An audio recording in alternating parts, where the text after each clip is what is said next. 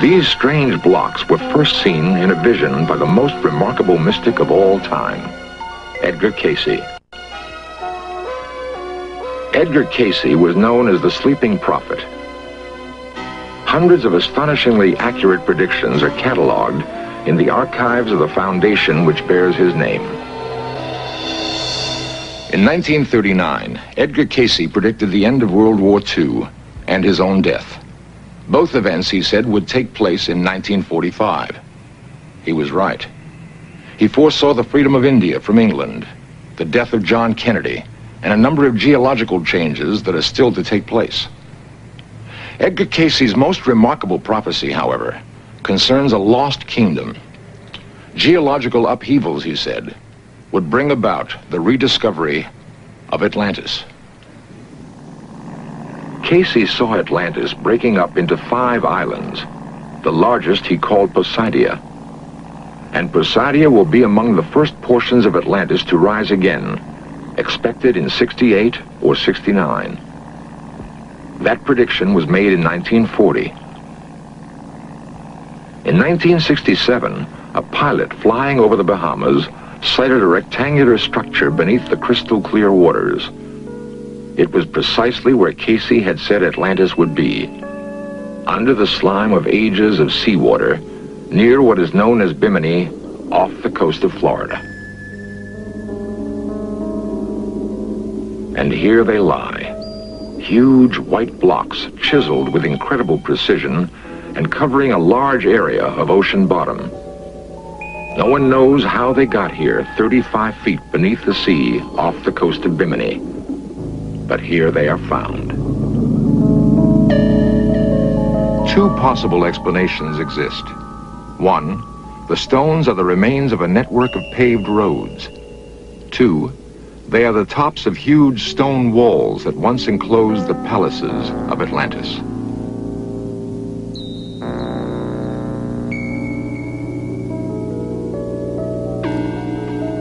Author Peter Tompkins filmed the work of an expedition that hoped to locate Atlantis using clues from Cayce's writings. Aboard were Count Pino Turola, an Italian archaeologist, underwater explorer Dmitry Rebekov, and archaeologist Dr. David Zink. This expedition was to produce one of the most startling finds ever made in the search for Atlantis.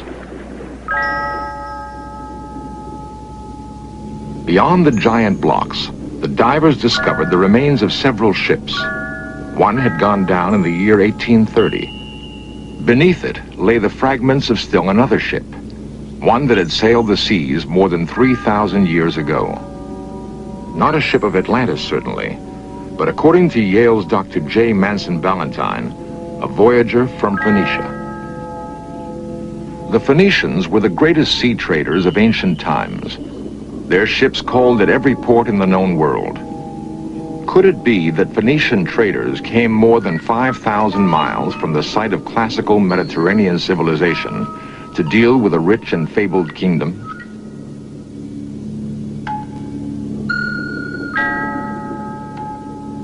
The question posed by the wrecks and the blocks of the Bimini Wall remained unanswered as the expedition continued to explore the waters off Bimini.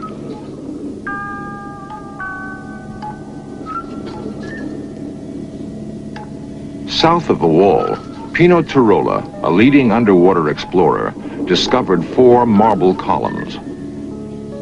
At first, it was thought they were bits of ballast from a wrecked ship. After days of diving and investigation, Turola developed a different theory.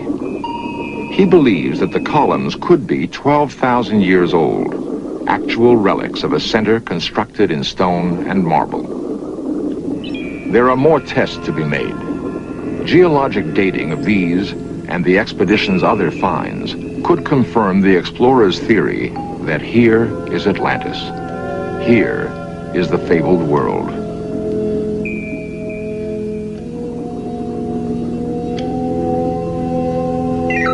Here, ships may have visited a crowded port. Here, marketplaces may have been filled with the multitudinous sound of human voices that Plato told us about. The din and clatter of all sorts, night and day.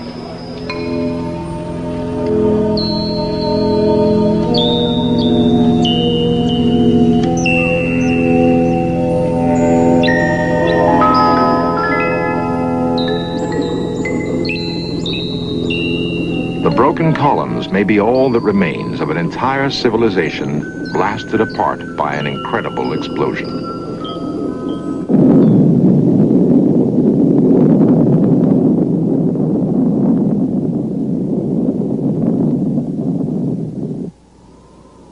At every one of the sites we have investigated, there are artifacts of a remarkable civilization.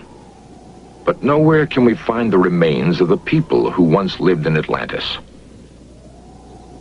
Plato may have explained it when he said the people of Atlantis were warned of impending disaster, and they fled. No one has ever investigated this aspect of Plato's account. But if it is correct, the clues to where the Atlanteans went next may be contained in the giant megaliths that guard the lonely outposts of the world. At Easter Island, atop the Andes at Tiahuanaco, in the jungles of Central America at La Venta, we can find the final clues to the mystery.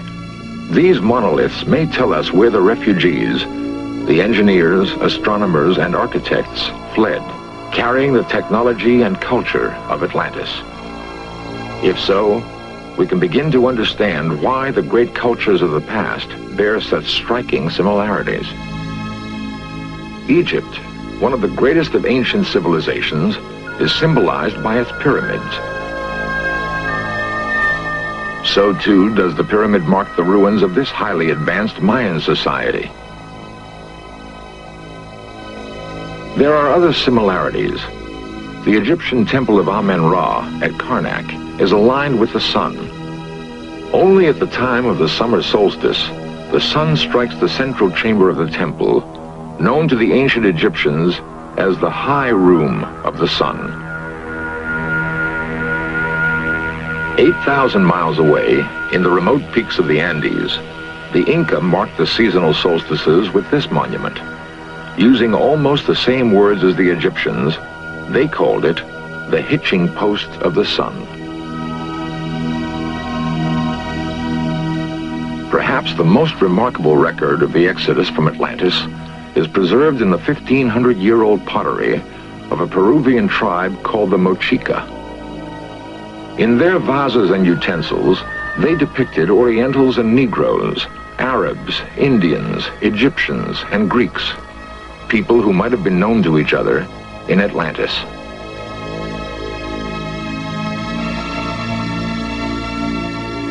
In the stones and bones of the past, we've made a startling discovery. There is a common origin for many widely dispersed ancient civilizations.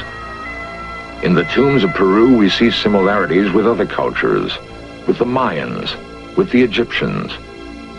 In the development of mathematics and astronomy, we see links that may reach back to a common origin in Atlantis. And most startling of all is the shared belief in eternal life.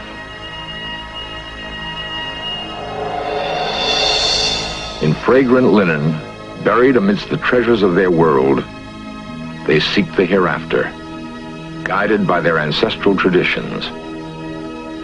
Perhaps their ancestors were the people of Atlantis. We have attempted to piece together the jigsaw puzzle of history that has been scattered by disaster. In so doing, we've found what may be the only remaining traces of the lost kingdom of Atlantis.